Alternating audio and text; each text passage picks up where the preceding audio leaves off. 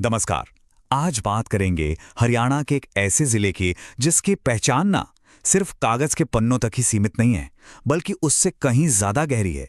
जी, हम बात कर रहे हैं यमुनानगर की। सोचिए, आपके हाथ में जो कागज है, बहुत मुमकिन है कि वो वहीं से आया हो जिसके बारे में हम आज जानने वाले हैं। है ना कमाल की बात? ये एक छोटी सी चीज हमें सीधे सीधे यमुनानगर की सबसे बड़ी पहचान से जोड़ देती है। तो आज के सफर में हम क्या-क्या देखने वाले हैं। सबसे पहले जानेंगे इसके पेपर सिटी नाम के पीछे के राज। फिर देखेंगे कि कैसे ये 3 राज्यों का संगम है। इसके बाद हम इतिहास की गहराइयों में गोता लगाएंगे, इसकी जबरदस्त इंडस्ट्रियल पावर को समझेंगे और आखिर में इसकी संस्कृति, प्रकृति और लोगों से मिलेंगे। तो ये है पूरा रोड मैप। तो चलिए शुरुआत करते हैं पहले पड़ाव से। ये सेक्शन यमुनानगर के नाम और उसकी पहचान के बारे में है, और इसकी पहचान जितनी सीधी साधी लगती है, असल में उतनी है नहीं। तो सवाल उठता है, इसे पेपर सिटी या कागज नगरी आखिर कहते क्यों हैं? देखिए, इसकी कहानी काफी पुरानी है, 1929 की, मतलब आज़ादी से भी पहले की बात है, जब यहाँ पहली पेपर मिल लगी थी, बल्लारपुर पेपर इंडस्ट्रीज। और बस यहीं से यमुनानगर की एक इंडस्ट्रियल पहचान बननी शुरू हो गई। लेकिन एक और दिलचस्प बात है, इसका नाम हमेशा से यमुनानगर नहीं था। आज़ादी से पहले ये जगह अब्दुल्लापुर के नाम से जानी जाती थी, और ये सिर्फ एक नाम नहीं था, ये इसकी एक और बड़ी पहचान से जुड़ा था। अब्दुल्लापुर उस वक्त की नॉर्थ इंडिया की सबसे बड़ी टिम्बर मार्केट्स में से एक था, मतलब लकड़ी का बहुत बड़ा बाजार। अच्छा, अब जरा इसके भूगोल पर नजर डालते हैं। इसकी जो ज्योग्राफिकल लोकेशन है ना, वो इसे पूरे हरियाणा में सबसे खास बना देती है। ये सिर्फ एक जिला नहीं है, बल्कि एक तरह का जंक्शन है। अब देखिए, ये कितना दिलचस्प है। यमुनानगर हरियाणा का अकेला, जी हां, अकेला ऐसा जिला है जिसकी सीमाएं 3 अलग-अलग राज्यों से लगती हैं। ऊपर हिमाचल प्रदेश और पूरब में उत्तराखंड और उत्तर प्रदेश। अब जाहिर है, जब आप ऐसे 3 राज्यों के बीच में हों, तो आप ट्रेड और कल्चर का एक नेचुरल हब बनी ही जाते हैं। और बात सिर्फ जमीनी सरहदों की नहीं है, ये जमीन पानी के मामले में भी बहुत अमीर है। यहां से कोई 1 या 2 नहीं, बल्कि पूरी 5 बड़ी नदियां गुजरती हैं। सोचिए, 5 नदियां।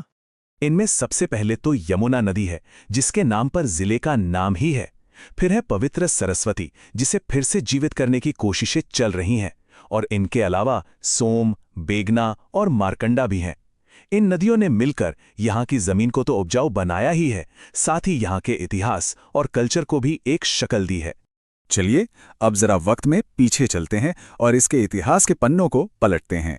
देखते हैं कि कैसे बड़े बड़े साम्राज्यों और विद्रोहों ने यमुनानगर की कहानी पर अपनी छाप छोड़ी है। यहाँ का इतिहास वाकई बहुत पुराना है। बात शुरू होती है 3री सदी ईसा पूर्व से, जब सम्राट अशोक ने टोपरा गांव में अपना मशहूर स्तंभ लगवाया था। फिर सदियां बीतीं और 14वीं सदी में फिरोज शाह तुगलक इस स्तंभ को यहाँ से उठाकर दिल्ली ले गया। फिर आया 1818 का साल, जब छछरौली में राजा जोधा सिंह ने एक विद्रोह की अगुवाई की, और आखिर में 1 नवंबर 1989 को इसे अंबाला से अलग करके एक जिला बनाया गया। तो ये तो हुई इतिहास की बात। अब वापस आज के दौर में आते हैं। आज यमुनानगर हरियाणा का एक बड़ा इंडस्ट्रियल पावर हाउस है, और जैसा मैंने पहले कहा, इसकी वजह सिर्फ कागज उद्योग नहीं है। यहाँ की इंडस्ट्रीज में काफ़ी वैरायटी है। पेपर इंडस्ट्री तो है ही, साथ में है सरस्वती शुगर मिल, जो 1933 में बनी थी और एशिया की सबसे बड़ी शुगर मिल है। लेकिन इसके अलावा भी बहुत कुछ है। जो पुराना टिम्बर का काम था, वो आज भी जारी है। जगाधरी को तो छोटी पीतल नगरी ही कहते हैं, वहाँ के ब्रास के काम की वजह से। और तो और, इंडियन आर्मी के लिए जो गोला बारूद के लकड़ी के बक्से होते हैं, वो भी यहाँ बड़ी तादाद में बनते हैं। साल 1929, ये वो साल था जिसने सब कुछ बदल दिया। जब पहली पेपर मिल लगी, तो समझिए कि यहीं से इस इलाके की इंडस्ट्रियल क्रांति की नींव रखी गई। और फिर इसके ठीक 4 साल बाद 1933 में एक और बड़ा माइलस्टोन आया, एशिया की सबसे बड़ी सरस्वती शुगर मिल। इसके बनने से ये इलाका एग्रो इंडस्ट्री के मैप पर बहुत मजबूती से उभर कर सामने आया। इंडस्ट्री और हिस्ट्री तो ठीक है, लेकिन हर जगह की अपनी एक आत्मा होती है, और यमुनानगर की आत्मा बसती है इसकी प्रकृति में, इसकी संस्कृति में और यहाँ के लोगों में। एक मजेदार बात बताऊं, यमुनानगर में एक जगह है छछरौली। इसे हरियाणा का चिरापूंजी भी कहते हैं। जानते हैं क्यों? क्योंकि पूरे हरियाणा में सबसे ज्यादा बारिश यहीं पे रिकॉर्ड की जाती है। इसी वजह से ये इलाका एकदम हरा भरा रहता है। और अगर किसी को नेचर से प्यार है तो उनके लिए यहाँ कलेसर नेशनल पार्क है। इसका नाम पार्क के अंदर बने पुराने कालेश्वर महादेव मंदिर के नाम पर है। यहाँ आपको साल के घने जंगल मिलेंगे, बाकिंग डियर और रेड जंगल फाउल जैसे जंगली जानवर भी हैं। और पास से ही यमुना नदी बहती है जो इसकी खूबसूरती को और बढ़ा देती है। यमुनानगर में कपाल मोचन सरोवर भी है। ये सिर्फ एक तालाब नहीं है, बल्कि एक बहुत बड़ा तीर्थ स्थल है। ऐसी मान्यता है कि 1688 में एक लड़ाई के बाद गुरु गोबिंद सिंह जी ने यहां अपने हथियार धोए थे, इसीलिए इसका इतना ज्यादा महत्व है। इस जमीन ने देश को कई बड़ी शख्सियतें भी दी हैं। बॉलीवुड के महान एक्टर और नेता सुनील दत्त यहीं से थे। फिल्म पर्सनालिटी वेद गांधी, जिन्हें दादा साहेब फाल्के अवार्ड मिला, वो भी यहीं के थे।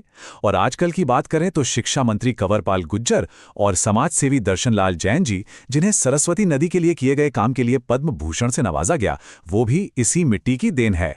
तो इन सब बातों के बाद हम आखिर में इस सवाल पर पहुंचते हैं कि यमुनानगर की असली विरासत क्या है। और एक बात तो साफ है, यह सिर्फ एक पेपर सिटी से कहीं ज्यादा है।